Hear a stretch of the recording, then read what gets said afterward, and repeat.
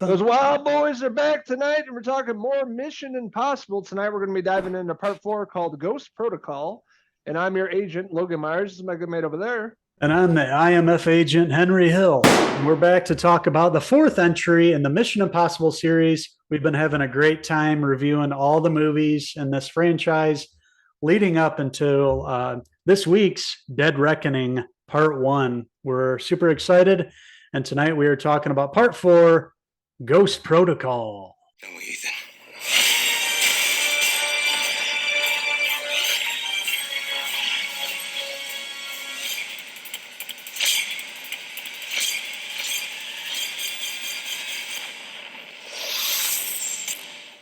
That's right. We have a brand new director with part 4. And that director is Brad Bird. You guys may be familiar with him in Pixar, The Incredibles. But this is his first live action film that he directed. And this movie came out in 2011, and it's basically the setup of, as we know, International Missions Force, or IMF. They're just owned by the U.S. government, so they're kind of out on their own. And it has to do with this nuclear activation device and setting up some brand new characters. Really awesome opening with Ethan being in the prison. Leads that whole sequence, him breaking out of prison. Really sets up the movie for what Brad Bird's trying to do with this movie. Make it more gritty in your face. And, whereas in the first three, the IMF, although they were in the background mostly and using disguises and stuff, this one really takes things underground and takes like the darker, like secretive approach to a whole new level. And that's really what he tried to do with this. And he brought something new to this franchise. It really feels like a different movie after the first three. The first three each had their own style. J.J. Abrams was a little different from the two before, of course. But then Brad Bird came in and he really put his stamp on this franchise, getting the go-ahead from J.J. Abrams, who asked him to do this movie. J.J. was doing Super 8 at the same year, 2011, when this came out. So he couldn't come back and direct this. So he asked Brad Bird, and Brad Bird accepted. Of course, we know him from Incredibles, like you mentioned.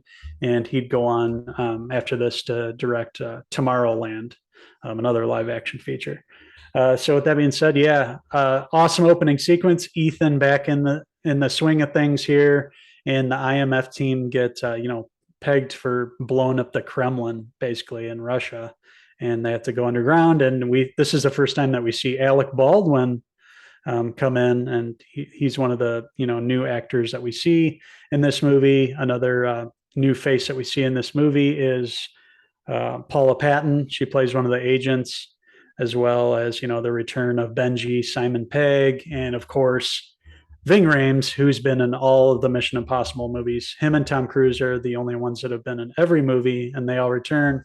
And this also introduces us to Brandt, Agent Brandt, played by Jeremy Renner, our good mate, who we, always enjoy his acting. And he really brings something new to this franchise and, gives Tom Cruise somebody to play off.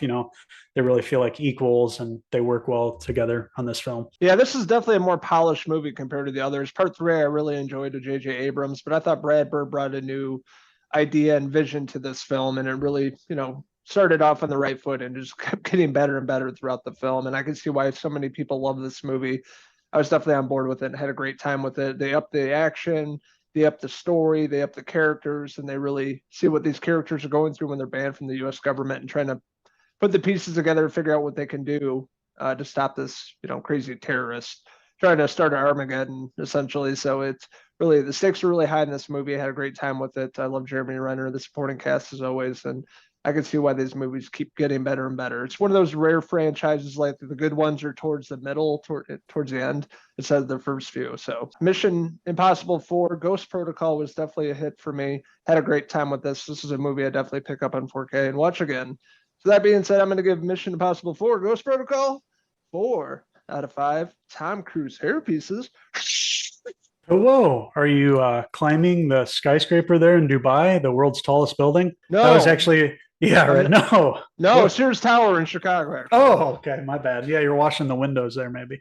Uh, this film, was the first time in the franchise where Tom Cruise, insisted on doing a majority of his own stunts. I think he did in the previous films, but this one, he really tried to push the envelope. This is the beginning of these crazy sequences that we see in these films and are one of the reasons why this franchise keeps getting bigger and better, because he's doing these death defying stunts. One of the first ones, of course, him scaling the side of the skyscraper.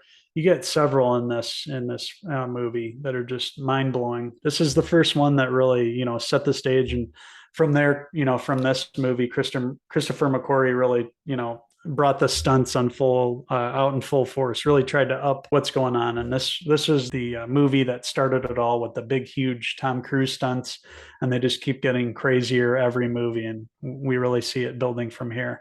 But with that being said, I had a great time with Ghost Protocol. This one, coming off of 3, which was very solid, coming off of that with Philip Seymour Hoffman being the villain of that, they really had to do something new and exciting.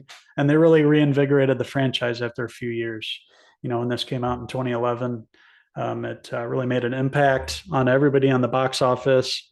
And I had a great time. I remember going to see it that summer. And I had a great time with Ghost Protocol. With that being said, I'm going to give Mission Impossible 4 Ghost Protocol, I'll give it a 4 out of 5 Luther hair pieces. So I want to hear from all you action enthusiasts out there. What did you like about Ghost Protocol? What didn't you like about it? What's your favorite film in the Mission Impossible franchise?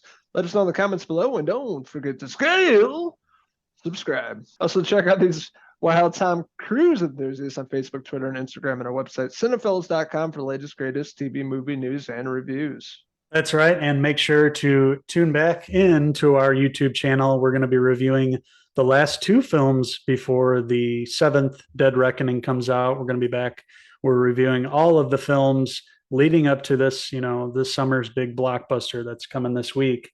We've had a great time reviewing these, and we look forward to reviewing the last couple before the brand new one. And then, of course, being back for the review for Dead Reckoning Part 1. So until the next Cinephellas movie review, I'm Agent Henry Hill. And I'm Agent Logan Hunt, signing out until the next Mission Impossible review.